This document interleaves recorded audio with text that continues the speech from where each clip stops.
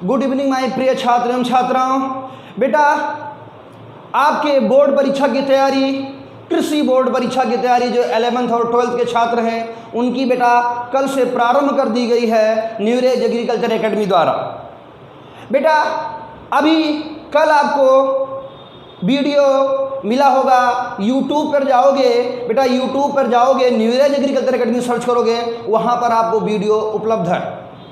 अभी तक वीडियो सिर्फ 12th एग्रीकल्चर वाले छात्रों का बनाया गया है, लेकिन बेटा कल से वीडियो 11th एग्रीकल्चर वाले छात्रों का भी बनाया जाएगा। इसका मतलब जितने भी विषय 12th में एग्रीकल्चर में हैं सारे विषय आपको पढ़ाए जाएंगे, और जो 11th के छात्र हैं उनका जो 11th एग्रीकल्चर में है बेटा सबके सब विषय पढ़ाए जाएंगे।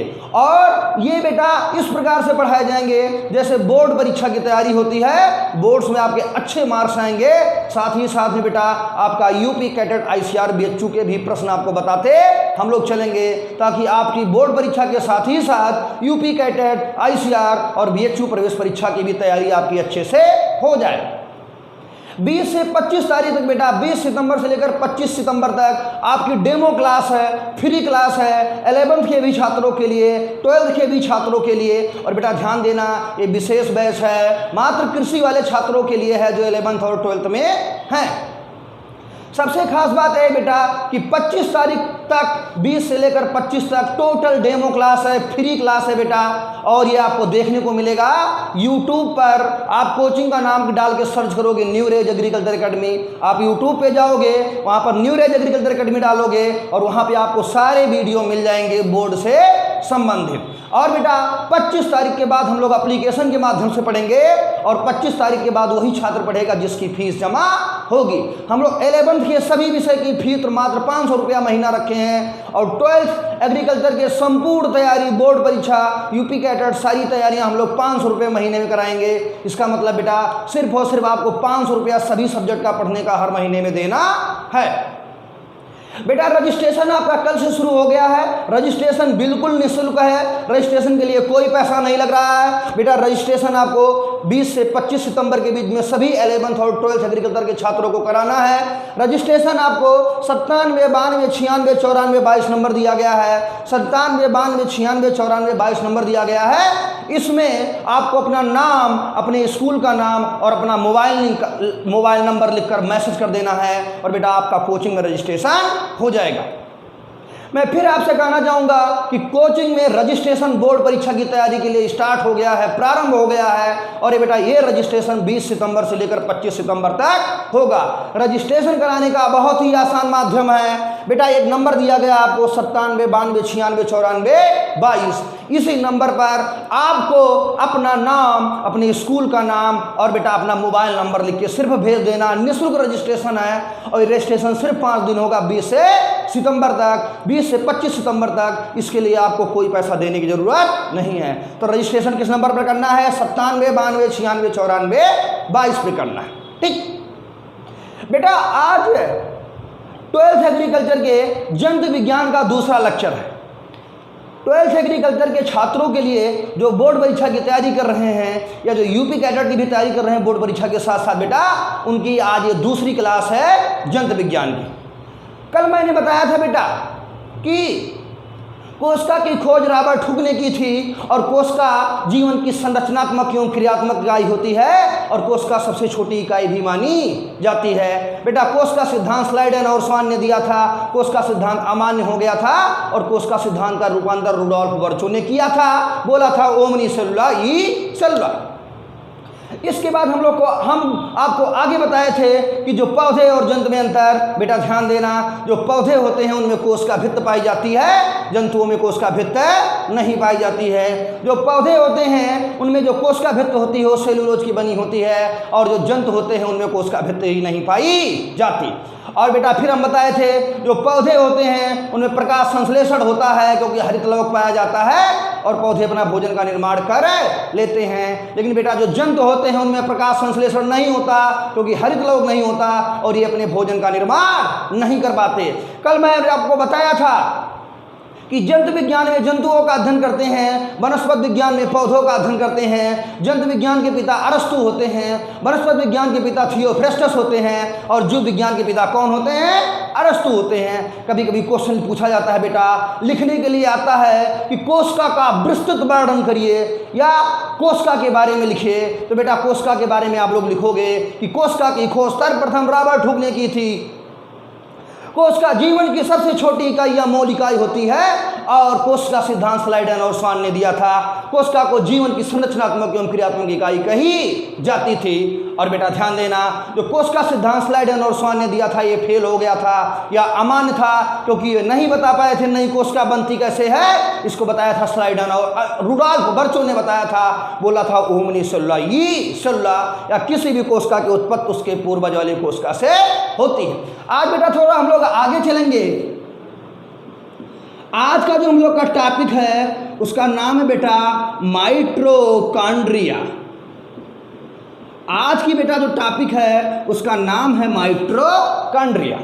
इंपॉर्टेंट है, लगभग एग्रीकल्चर का हर बच्चा जानता है, स्कूल वाले मास्टर साहब जरूर पढ़ाते हैं माइटोकॉन्ड्रिया के बारे में। क्वेश्चन कभी कभी पूछा जाता है इसमें माइटोकॉन्ड्रिया पे जब भी क्वेश्चन आता है बेटा बड़ा क्वेश्चन पूछा जाता है कि माइटोकॉन्ड्रिया का वर्णन कीजिए, माइटोकॉन्ड्रिया का चित्र सहित वर्णन कीजिए। तो बेटा आज हम आपको बताते हैं माइटोकॉन्ड्रिया में, जितना माइटोकॉन्ड्रिया के बारे में बताएंगे बेटा इतना आप अपने कॉपी में लिखकर बोर्ड परीक्षा में चले आना। आपको अगर 5 नंबर का क्वेश्चन होगा तो मैं ये गारंटी लेता हूँ एग्जामिनर आपको 4.5 नंबर नहीं देगा, वो पूरा 5 में 5 नंबर देगा। आइए बेटा हम लोग माइटोकॉन्ड्रिया की बात करते हैं। माइटोकॉन्ड्रिया को सर्वप्रथम बेटा एक वैज्ञानिक थे, उनका नाम था कोलिकर। क्या नाम था? कोलिकर। एग्जाम में पूछा गया है कि माइटोकॉन्ड्रिया की सर्वप्रथम खोज किसने की थी? कोलिकर ने की थी। खूब एग्जाम में पूछा जाता है कि माइटोकॉन्ड्रिया की खोज किसने की थी? कोलिकर ने की थी। इसके बाद बेटा जो दूसरा क्वेश्चन माइटोकॉन्ड्रिया में लिखने का आता है, जो माइटोकॉन्ड्रिया होता है, माइटोकॉन्ड्रिया जो नाम होता है बेटा वो सी बेंडा ने दिया था। किसने दिया था? सी बेंडा ने। इसका मतलब बेटा 2 वैज्ञानिक हो गए। माइटोकॉन्ड्रिया को खोजा किसने? कोलिकर ने खोजा था माइटोकॉन्ड्रिया को, और माइटोकॉन्ड्रिया नाम किसने दिया? बेंडा ने। ये बेटा ऐसे ही है कि जैसे पहले किसी चीज़ की खोज होती है फिर उसका नाम रखा जाता है। नाम रखने का मतलब ये होता है कि जैसे हिंदू धर्म में पहले बच्चा पैदा होता है, हिंदू धर्म में पहले बच्चा पैदा होता है फिर उसका नाम रखा जाता है, और नाम रखते हैं कौन? पंडित जी। पहले बेटा नाम नहीं रखा जाता, पहले किसी चीज़ की खोज होती है। पहले आप किसी चीज़ को खोजोगे फिर नाम रखोगे, ऐसा नहीं पहले आप नाम रख दो खोजो बाद में। तो बेटा यहाँ भी सबसे पहले खोजा गया, कोलिकर ने खोजा और सी बेंडा ने नाम दिया। इसके बाद बेटा आता है एक वैज्ञानिक थे, उनका नाम था अल्टमान। क्या नाम था? अल्टमान। इन्होंने बेटा बायोप्लास्ट कहा था। इन्होंने क्या कहा था? बायोप्लास्ट कहा था। किसको? माइटोकॉन्ड्रिया को। इसका मतलब बेटा ये हुआ जो माइटोकॉन्ड्रिया हुआ इससे 3 वैज्ञानिक संबंधित हैं। कौन कौन से? माइटोकॉन्ड्रिया को कोलिकर ने खोजा था, बेंडा ने नाम दिया था, अल्टमान ने बायोप्लास्ट कहा था। पहले बेटा किसी चीज़ को खोजोगे फिर उसका नाम रखा जाएगा। पहले किसी चीज़ की खोज होती है फिर उसका नाम रखा जाता है। तो माइटोकॉन्ड्रिया को खोजा किसने? कोलिकर ने खोजा, बेंडा ने नाम दिया, अल्टमान ने बायोप्लास्ट कहा। खूब क्वेश्चन पूछा जाता है कि माइटोकॉन्ड्रिया को किसने खोजा था? कोलिकर ने खोजा था।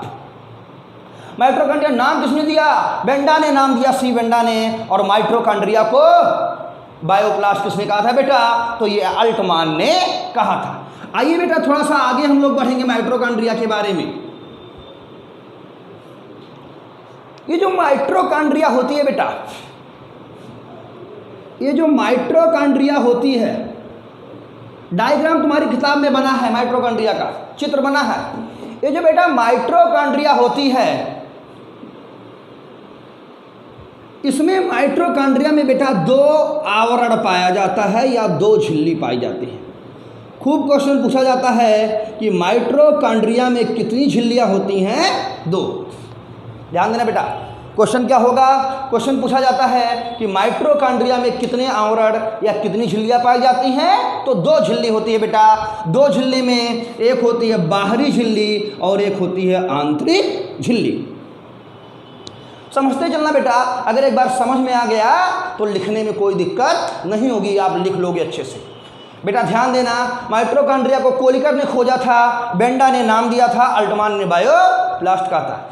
माइटोकॉन्ड्रिया जो होती है उसमें दो झिल्लियाँ पाई जाती हैं। माइटोकॉन्ड्रिया जो होता है बेटा उसमें दो झिल्लियाँ पाई जाती हैं, एक बाहरी झिल्ली और एक आंतरिक झिल्ली। और ध्यान देना, जो माइटोकॉन्ड्रिया की दो झिल्लियाँ होती हैं, एक बाहरी झिल्ली एक आंतरिक झिल्ली, इसी के बीच में बेटा एक संरचना और पाई जाती है जिसको कहा जाता है माइटोकॉन्ड्रिया की मैट्रिक्स। क्या कही जाती है? माइटोकॉन्ड्रिया की मैट्रिक्स। ध्यान से समझना बेटा, माइटोकॉन्ड्रिया में परत कितने होंगे? दो। कितनी झिल्लियां पाई जाएंगी माइटोकॉन्ड्रिया में? दो झिल्लियां पाई जाती हैं, एक बाहरी सतह या बाहरी परत, एक आंतरिक परत। और बेटा दोनों झिल्लियों के बीच में एक जगह होता है जिसको कहते हैं माइटोकॉन्ड्रिया की मैट्रिक्स। जिसको क्या बोलते हैं? जिसको माइटोकॉन्ड्रिया की मैट्रिक्स बोलते हैं। ठीक, ध्यान देना बेटा, ये जो माइटोकॉन्ड्रिया होता है इसकी झिल्लियां कितनी हो गई? दो झिल्ली हो गई, एक बाहरी झिल्ली एक आंतरिक झिल्ली, और दोनों झिल्लियों के बीच की जगह को क्या बोलोगे? मैट्रिक्स। ध्यान देना बेटा, जो माइटोकॉन्ड्रिया की आंतरिक सतह होती है उसमें बेटा उंगलियों जैसे कुछ उभार पाए जाते हैं। माइटोकॉन्ड्रिया के अंदर कुछ उंगलियों जैसे उभार पाए जाते हैं जिनको बेटा कहते हैं क्रिस्टी। क्या कहते हैं? क्रिस्टी। एक बार क्वेश्चन तुम्हारे बोर्ड परीक्षा में मेरे समझ से 2014 बोर्ड परीक्षा में, यूपी बोर्ड का जो कृषि का परीक्षा होता है, जो बहुविकल्पीय ऑप्शन आते हैं जिसमें 4 ऑप्शन होता है, उसमें क्वेश्चन पूछा गया था कि क्रिस्टी किस कोशिकांग से संबंधित है। क्वेश्चन आया था क्रिस्टी किस कोशिकांग से संबंधित है, तो बेटा क्रिस्टी किससे संबंधित है? माइटोकॉन्ड्रिया से। क्रिस्टी किससे संबंधित है? क्रिस्टी माइटोकॉन्ड्रिया से संबंधित है। ठीक है बेटा, माइटोकॉन्ड्रिया में कितनी झिल्लियां होंगी? दो झिल्लियां होंगी। कितनी झिल्लियां होंगी? दो झिल्ली, एक बाहरी झिल्ली और एक आंतरिक झिल्ली। और बेटा ध्यान देना, दोनों झिल्लियों के बीच की जगह को क्या बोलोगे? मैट्रिक्स बोलते हैं। क्या बोलते हैं? मैट्रिक्स बोलते हैं। और ध्यान देना बेटा, माइटोकॉन्ड्रिया में उंगली के उभार जैसी कुछ संरचनाएं होती है जिसको क्या कहते हैं? क्रिस्टी। क्या कहते हैं? क्रिस्टी। क्वेश्चन आता है कि क्रिस्टी किस कोशिकांग से संबंधित है, तो क्या लगाओगे? माइटोकॉन्ड्रिया। ठीक, इसको बेटा ध्यान देना, जो माइटोकॉन्ड्रिया का आंतरिक सतह होता है बेटा उस पर एक संरचना और पाई जाती है। जो माइटोकॉन्ड्रिया की आंतरिक सतह होती है उस पर एक संरचना और पाई जाती है बेटा जिसको कहते हैं ऑक्सीसोम। जिसको क्या कहते हैं? ऑक्सीसोम कहते हैं। जिसको क्या कहते हैं? ऑक्सीसोम, या इसी को कहते हैं F1 कण। क्या कहते हैं? F1 कण। इसका मतलब ये हुआ कि जो माइटोकॉन्ड्रिया के आंतरिक सतह पर एक संरचना होती है माचिस की तीली जैसी, या आप बोल सकते हो जैसे हनुमान जी की गदा थी, माचिस की तीली जैसी या हनुमान जी के गदा जैसी एक संरचना पाई जाती है माइटोकॉन्ड्रिया के आंतरिक सतह पर जिसको ऑक्सीसोम या F1 कण कहते हैं। और बेटा ध्यान देना, यही F1 कण या इसी ऑक्सीसोम पर ATP का निर्माण होता है। अब सवाल ये उठता है कि सर ATP क्या है? तो बेटा ATP एक प्रकार की रासायनिक ऊर्जा है।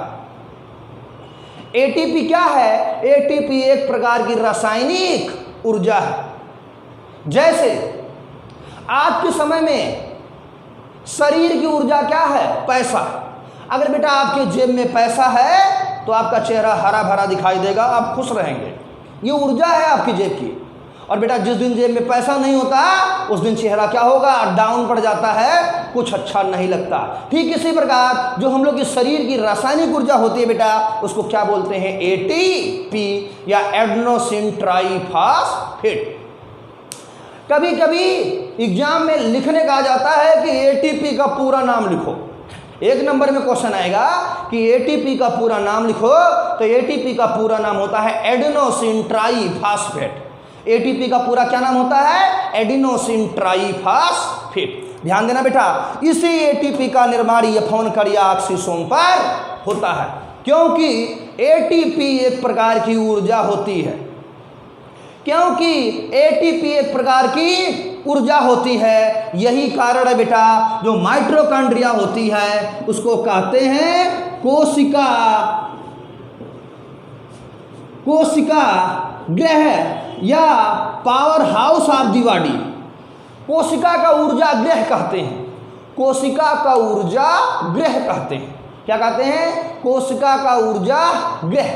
बेटा ध्यान देना, जहाँ बिजली बनती है उसको आप जानते हैं, जो बिजली सप्लाई आती है उसको बिजली घर कहते हैं, या जहाँ पे बिजली पैदा होती है, आप जानते हैं बिजली पानी से बनाई जाती है, जो कुछ भी प्रक्रिया हो बिजली बनने की। लेकिन यहाँ क्योंकि माइटोकॉन्ड्रिया में एटीपी का निर्माण होता है, और बेटा ये भी एक प्रकार की ऊर्जा है। यही कारण है कि माइटोकॉन्ड्रिया को कोशिका गृह या power house of the body या इसको ऊर्जा गृह भी कहते हैं। किसको? माइटोकॉन्ड्रिया।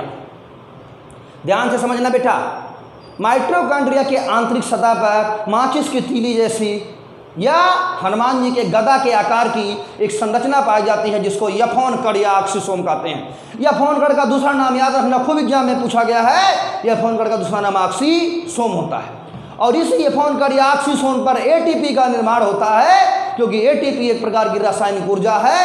यही कारण है कि माइटोकॉन्ड्रिया को ऊर्जा गृह है या कोशिका का ऊर्जा गृह कहते हैं, या power house of the body कहते हैं।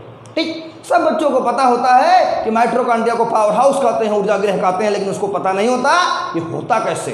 ठीक, समझना एक बार फिर से मैं बता रहा हूँ। माइटोकॉन्ड्रिया को कोलिकर ने खोजा था, बेंडा ने नाम दिया था, अल्टमान ने बायोप्लास्ट कहा था। माइटोकॉन्ड्रिया को कोलिकर ने खोजा, बेंडा ने नाम दिया, अल्टमान ने बायोप्लास्ट कहा। माइटोकॉन्ड्रिया की दो झिल्लियाँ होती हैं, माइटोकॉन्ड्रिया की दो झिल्ली होती है बेटा, एक बाहरी झिल्ली एक आंतरिक झिल्ली, और दोनों झिल्लियों के बीच में एक विशेष जगह होती है जिसको माइटोकॉन्ड्रिया की मैट्रिक्स है कहते हैं, जिसको माइटोकॉन्ड्रिया की क्या कहते हैं? मैट्रिक्स कहते हैं। माइटोकॉन्ड्रिया की बेटा, माइटोकॉन्ड्रिया में एक उंगली के उभार जैसी कुछ संरचनाएं होती हैं जिसको क्रिस्टली कहते हैं, जो 2014 एग्जाम में या 2015 किसी भी एग्जाम में आया था। क्या क्वेश्चन क्या था बेटा कि क्रिस्टी किससे संबंधित है? तो क्रिस्टी संबंधित है किससे? माइटोकॉन्ड्रिया से।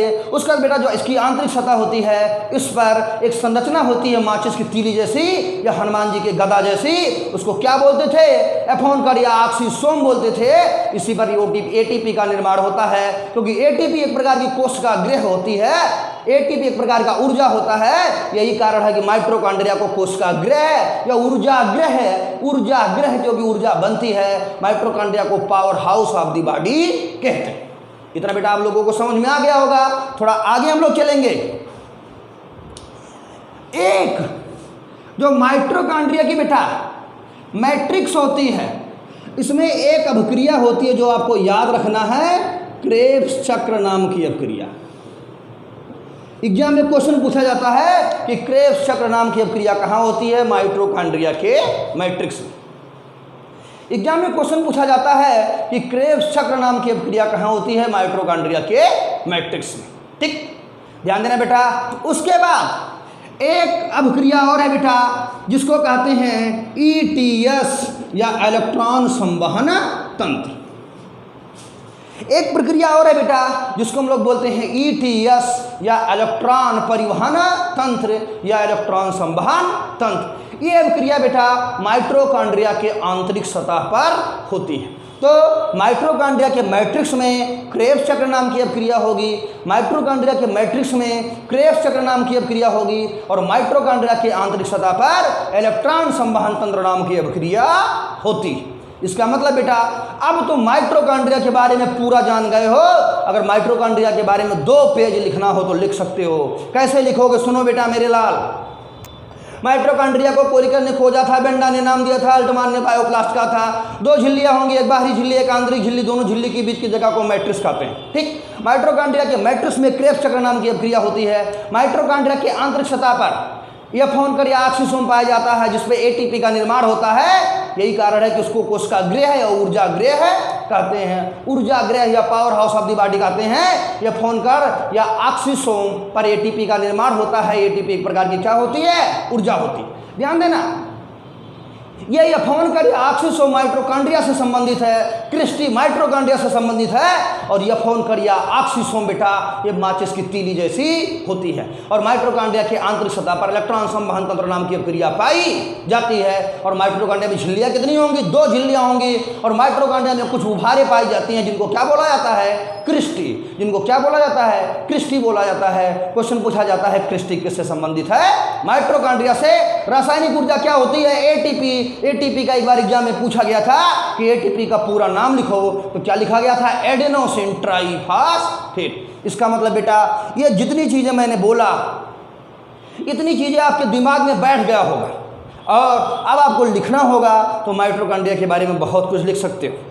नहीं लिख पाओगे, एक बार थोड़ा धीरे धीरे सुन लो। पोलिकर ने खोजा था, बेंडा ने नाम दिया था, अल्टमान ने बायोप्लास्ट कहा था। 2 झिल्लियाँ होंगी, बाहरी झिल्ली, आंतरिक झिल्ली। दोनों के बीच की जगह को मैट्रिक्स बोलोगे। मैट्रिक्स में क्रेब्स चक्र नाम की क्रिया होती है। माइटोकॉन्ड्रिया के आंतरिक सतह पर यफोनकरिया ऑक्सीसोम पाए जाते हैं, जो माचिस के तीरे जैसे या हनुमान जी के गदा जैसा होता था। इसी पर एटीपी का निर्माण होता है, क्योंकि एटीपी एक प्रकार की रासायनिक ऊर्जा होती है। यही कारण है कि माइटोकॉन्ड्रिया को power house of the body या कोशिका का ऊर्जा गृह भी कहा जाता है। ठीक, यफोनकरिया ऑक्सीसोम माइटोकॉन्ड्रिया से संबंधित है। क्रिस्टी कुछ उंगली जैसे उभारे पाई जाती है माइटोकॉन्ड्रिया में। ठीक, और बेटा क्वेश्चन ये भी पूछा जाता है कि इलेक्ट्रॉन संवहन तंत्र नाम की प्रक्रिया कहाँ होती है? माइटोकॉन्ड्रिया के आंतरिक सतह पर, और माइटोकॉन्ड्रिया के मैट्रिक्स में क्रेब्स चक्र नाम की प्रक्रिया होती है। अब अगर माइटोकॉन्ड्रिया के बारे में आपको लिखना है तो अपनी किताब से देखकर एक सुंदर सा चित्र बना लेना। पहले आपकी किताब में बहुत सुंदर सा चित्र लिखा है बेटा, यहाँ चित्र बनाएंगे तो चित्र बनाने में 30 मिनट लग जाएगा। आप सुंदर सा चित्र बना लेना और जितनी कहानी बताए उतना लिख देना। एग्जामिनर आपका आधा नंबर नहीं काटेगा, पूरा का पूरा नंबर देगा। और दूसरी बात, जब आप कोई कंपटीशन परीक्षा दोगे, चाहे BHU दो, चाहे SCR दो, चाहे UP कैडर दो, तो वहाँ भी आपको ये प्रश्न पूछे जाएंगे। ठीक है बेटा, आप चाहो तो नोट कर लिए होगे। मेरे क्लास में खासकर पेन लेके बैठो, मेरे क्लास में पेन लेके बैठो। जैसे जैसे बेटा हम बोलते जाएं वैसे वैसे आप लिखते जाओ। ठीक है बेटा, और थोड़ा आगे चलते हैं, इसको मिटाते हैं। अगला बेटा राइबोसोम है। अगला हम लोग पढ़ेंगे राइबोसोम के बारे में। अगला क्या है? राइबोसोम। ध्यान देना बेटा, एक वैज्ञानिक थे, उनका नाम था पैलाडे। एक वैज्ञानिक थे, उनका नाम था पैलाडे। पैलाडे ने ही राइबोसोम को खोजा था, अतः इन्हें पैलाडे कण भी कहा जाता है। मैंने क्या बोला? राइबोसोम की खोज किसने की थी? पैलाडे ने की थी, अतः राइबोसोम को पैलाडे कण भी कहा जाता है। कभी कभी होता नहीं बेटा, अपने बेटे के नाम पे ही दुकान खोल देते हैं, तो ऐसे यहाँ भी है। इन्होंने क्योंकि खोजा था किसको? राइबोसोम को। किसको खोजा था? राइबोसोम को। यही कारण है इसको पैलाडे कण भी कहा जाता है। ध्यान देना बेटा, जो राइबोसोम होता है इस पर आवरण की कमी होती है। राइबोसोम के ऊपर कोई भी झिल्ली या कोई भी आवरण पाया नहीं जाता। राइबोसोम के ऊपर कोई भी झिल्ली या कोई भी आवरण पाया नहीं जाता। बेटा तीसरी खास बात यह होती है, जो राइबोसोम होता है इस पर प्रोटीन का निर्माण होता है या इस पर प्रोटीन का संश्लेषण होता है, जो बहुत ज़्यादा महत्वपूर्ण है। अगर बहुविकल्पीय क्वेश्चन आएगा बोर्ड की परीक्षा में तो 1 नंबर का पूछा जा सकता है कि प्रोटीन का निर्माण या प्रोटीन का संश्लेषण कहाँ होता है? राइबोसोम में होता है। कहाँ होता है? राइबोसोम में। तो बेटा राइबोसोम के बारे में पहली खास बात क्या थी? पैलाडे ने राइबोसोम को खोजा था, अतः राइबोसोम को पैलाडे कण भी कहते हैं। राइबोसोम के ऊपर कोई भी झिल्ली या कोई भी आवरण पाया नहीं जाता। तीसरी खास बात, राइबोसोम को क्या कहते हैं? राइबोसोम में प्रोटीन का निर्माण होता है या राइबोसोम पर प्रोटीन का संश्लेषण होता है, अतः बेटा राइबोसोम को प्रोटीन की फैक्ट्री कहते हैं। क्या कहते हैं? राइबोसोम को प्रोटीन की फैक्ट्री कहते हैं। तो राइबोसोम पर बहुत ज़्यादा आता नहीं बेटा क्वेश्चन, 1 या 2 नंबर के लिखने के लिए आएगा, तो उसको आप 2 लाइन में लिख दोगे, 3 लाइन में लिख दोगे, तो एग्जामिनर समझ जाएगा कि सारी चीज़ें आपको आ रही हैं, कोई दिक्कत नहीं है। कोई चीज़ें बेटा कठिन नहीं है। क्वेश्चन सीधा सीधा आप लिखते चले जाओ कि राइबोसोम की सर्वप्रथम खोज पैलाडे ने की थी, अतः राइबोसोम को पैलाडे कण भी कहते हैं। राइबोसोम पर प्रोटीन का संश्लेषण होता है या प्रोटीन का निर्माण होता है, राइबोसोम को प्रोटीन की फैक्ट्री भी कहते हैं, क्योंकि राइबोसोम पर प्रोटीन का निर्माण होता है। राइबोसोम में आवरण की कमी होती है, इसके ऊपर कोई भी झिल्ली पाई नहीं जाती है। इसका मतलब बेटा राइबोसोम के बारे में लगभग चीज़ें आप देखो बेटा, जितना हम बोल रहे हैं इतना पेन लेके अपने कॉपी में नोट कर लेना, और हम कहते हैं दुनिया की कोई परीक्षा दे लेना, बोर्ड परीक्षा में अगर ये सारे शब्द लिख लोगे तो एग्जामिनर जान जाएगा कि आपको सब पता है और बेटा बहुत ही अच्छा नंबर आप पाओगे। कभी कभी आता है किसी भी कोशिकांग का नाम दे देगा, पहले पूछेगा कोशिका क्या होती है, क्वेश्चन पूछा जाएगा कोशिका क्या होती है, माइटोकॉन्ड्रिया का वर्णन कीजिए। तो बेटा जब कोशिका क्या होती है तो कोशिका वही रॉबर्ट हुक, कोशिका सिद्धांत थोड़ा बहुत लिख देना, फिर माइटोकॉन्ड्रिया का चित्र बना के माइटोकॉन्ड्रिया के बारे में लिख देना। बेटा 10 नंबर का क्वेश्चन होगा 10 नंबर पाओगे, 15 नंबर का क्वेश्चन होगा 15 नंबर। बस थोड़ा 1-2 नंबर हो सकता है आपकी राइटिंग पर कट जाए, नहीं तो पूरा का पूरा नंबर आपको मिलेगा, क्योंकि आपने सही लिखा है, एग्जामिनर को काटने का मौका नहीं मिलेगा। पहले बेटा कापी भरने पे नंबर मिलती थी, अब कापी भरने पे नंबर नहीं, सही सही लिखने पर नंबर मिलता है। पहले क्या होती थी, लोग कहते थे कापी भर देना नंबर मिल जाएगा, और अब बेटा सही लिखने पे एग्जामिनर एक लाइन पढ़ के आपके बारे में पता पा जाता है कि आपको कितनी जानकारी है। ठीक, इसका मतलब बेटा हम लोग कोशिका के बारे में थोड़ा पढ़ लिए, पौधे और जंतु में अंतर पढ़ लिए, माइटोकॉन्ड्रिया के बारे में पढ़ लिए, राइबोसोम के बारे में पढ़ लिए। मैं फिर आपसे कह रहा हूं कि कल से 11th वालों के भी विषय मिलने लगेंगे जो बोर्ड एग्रीकल्चर के हैं। अभी बेटा ये 12th का है, 12th एग्रीकल्चर के छात्रों के लिए है, और बेटा रजिस्ट्रेशन प्रारंभ हो गया है न्यू रेज एग्रीकल्चर एकेडमी में। रजिस्ट्रेशन 20 से 25 सितंबर तक है बेटा, और रजिस्ट्रेशन आपको करवाना है 97 92 96 94 22 नंबर पर। 97 92 96 94 22 है। इस पर आप अपना नाम, स्कूल का नाम, मोबाइल लिखकर आप नंबर लिखकर भेज देना बेटा, आपका रजिस्ट्रेशन हो जाएगा। रजिस्ट्रेशन निःशुल्क है, और आप लोगों से विनम्र प्रार्थना है, निवेदन है, गुजारिश है कि ये वीडियो जितने भी आपके साथी हैं, चाहे जिस जिले से हो, चाहे जिस प्रदेश से हो, बेटा अगर कृषि से हैं, 11th में हैं, 12th में हैं, तो उन तक पहुंचाओ और बताओ कि अब बोर्ड परीक्षा में डरना नहीं है, क्योंकि बोर्ड परीक्षा की तैयारी न्यू रेज एग्रीकल्चर एकेडमी ने अब शुरू करा दी है। और मैंने आपसे बोला बेटा 5 महीना है, 5 महीने में कम से कम हम लोग 3 बार कोर्स खत्म करने की कोशिश करेंगे। ठीक है बेटा, और धीरे धीरे सभी वीडियो आपके हर विषय के मिलते रहेंगे। 2-3 दिन में, 4-5 दिन में बेटा आपको अच्छा लगने लगेगा, और जब आपको अच्छा लगने लगेगा तब उसके बाद आपको 25 के बाद ही एडमिशन कराने की जरूरत है। अभी आप रजिस्ट्रेशन कराओगे 97 92 96 94 22 पे, नंबर उस पर लिखा है। ठीक है बेटा, थैंक यू, धन्यवाद।